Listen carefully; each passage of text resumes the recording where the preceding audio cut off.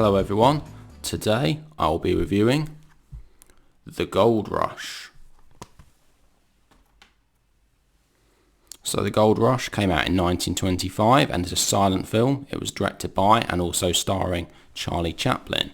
Now, although this film came out in 1925, it was actually re-released in 1942, which is the version I have behind me. And this re-release has added sound and a narration in some parts by Charlie Chaplin himself. These bits of narration essentially replace those title cards which come up sometimes in those silent films, saying what the characters are saying and explaining what is happening. And I personally think it actually works really well. Now, obviously, being a silent film and starring Charlie Chaplin, it's a very funny film, has lots of light-hearted slapstick moments in it. And in this film, Charlie Chaplin plays his iconic Tramp character, and his character is also a gold prospector. So he's out in the mountains searching for gold, and these mountains are covered with snow, and there's this blizzard going on, so the weather conditions absolutely terrible, and he comes across this cabin, and he meets these other two characters up there, Big Jim and Black Larson. Big Jim is this guy who's also searching for gold as well, and Black Larson is this criminal who is on the run from the law. Later on, the tramp comes across this dancer named Georgia, and then this romantic subplot starts to develop later on in the film. But really, this is a very light-hearted comedy, and the reason I think this film works so well is the pacing and the flow of it. It's only a short film, 73 minutes long, so it's a very watchable and very nice length for this type of film. There are so many funny sequences throughout this film. It is scene after scene is very funny and often hilarious antics of Charlie Chaplin. One of my favourite scenes is when Big Jim and the tramp are in this cabin, and the cabin is dangling off the side of a mountain, and these two guys are trying to scramble up to get out of the cabin. And it's a sequence which actually looks very good, considering that this film came out in 1925. We also get a very funny scene when Charlie Chaplin, he takes these bread rolls, he puts these forks in them, and he does this little dance with them, which is a very funny scene. One of my personal favourite scenes in the film, though, is when Big Jim is locked in the cabin and is really hungry because he hasn't had any food for a while, and there's this blizzard outside, and he looks at Charlie Chaplin and he sees Charlie Chaplin as being a giant chicken because he's so hungry. So we then on screen see this giant chicken running around trying to escape from Big Jim. And this sequence is very funny, very amusing and very entertaining. So this was actually the third Charlie Chaplin film that I've seen. I've also seen City Lights and Modern Times, and those two films are absolutely brilliant. However, I personally think that this one is probably my favourite Charlie Chaplin film I've seen so far. City Lights was brilliant because it had real heart and real emotion to it, while also having funny slapstick moments. Modern Times, I think, was a bit more of an entertaining film. Didn't have quite as much emotion, but still very good.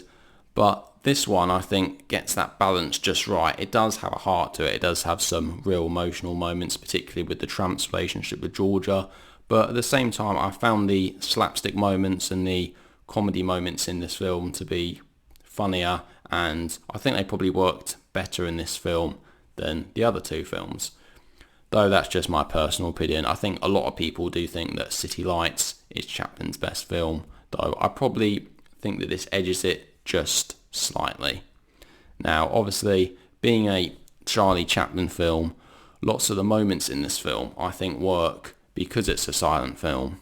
Although I did say it has sound added, it really just has the instrumental score and then has Charlie Chaplin doing the voiceover of some of the different characters. And that's all very good. But during the slapstick moments and these funny sequences, there doesn't tend to be very much sound to it. And it all works very well on screen. And whether we get a sequence where Charlie Chaplin gets hit in the face by a snowball, or he slips over, or there's this really funny scene when he's dancing with Georgia and he has this dog lead attached to him, which has a dog on the other side, and the dog runs away trying to chase after a cat, and then Charlie Chaplin falls over, and all these sorts of funny scenes. They're all very funny, and they all work so well because it's a silent film, because so much can be said just from the body language, particularly with Chaplin. He was an absolute master at this, making things work on screen without having to talk. Charlie Chaplin was the master of the silent era, absolutely, and I think if you like Charlie Chaplin films, you have to see this, and this is actually probably one of Chaplin's most famous films, almost seen as the quintessential Charlie Chaplin film in some cases. So I have to say, if you enjoy silent films, then this is an absolute must-see. Even if you're someone who doesn't like silent films, I'd still recommend seeing this. Also, bear in mind, it is only 73 minutes long, so it's not as if it's going to take up that much of your time anyway. It can be something you just watch on a rainy day, or just watch on an evening when you don't have anything else to watch. But I definitely recommend it. I think it's an excellent film, possibly one of my favourite silent films of all time actually, though I still haven't seen that many silent films.